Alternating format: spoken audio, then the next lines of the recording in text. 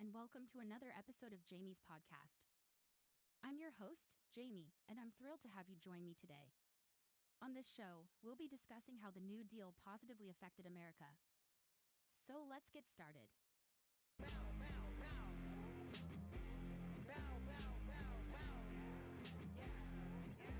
I'm here today to help you break down what the New Deal was.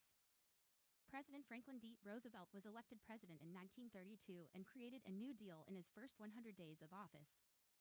The New Deal was organized to help America recover from the Depression. The New Deal consisted of the three R's, which are relief, recovery, and reform. The first R was relief, which was a mean to provide short-term help to suffering unemployed Americans. Roosevelt established the CCC and the WPA to create jobs and stimulate the economy during the Great Depression. They completed numerous public projects including roads, schools, airports, hospitals, parks, and dams. The Social Security Act was also enacted to provide financial security to retirees, the unemployed, people with disabilities, and dependent mothers with children. This helped reduce poverty among senior citizens who now receive a monthly check from the government after age 62. The next R is recovery, which was designed to help the economy bounce back from the Depression. The Agricultural Adjustment Act of 1933 created the Agricultural Adjustment Administration, which aimed to combat falling agricultural prices by restricting crop production and compensating farmers with funds from a food processing tax.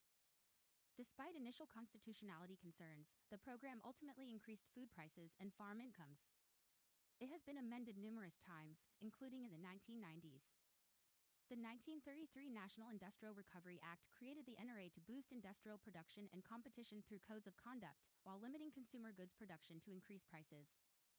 It also established the PWA to improve public infrastructure and inject money into the economy, aligning with Roosevelt's Keynesian economic beliefs. The final R stood for reforms. This targeted the causes of the Depression and sought to prevent a crisis like it from happening again. After Hoover's presidency, daily bank failures prompted urgent action from Roosevelt and Congress. They swiftly enacted emergency laws to address the crisis by closing national banks, allowing the Federal Reserve to bolster and rebuild them.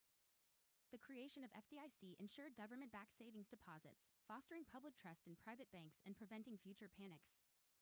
The SEC was set up to regulate Wall Street and the stock market exchanges. The agency was created to prevent fraud and abuse in the stock markets by banks and corporations.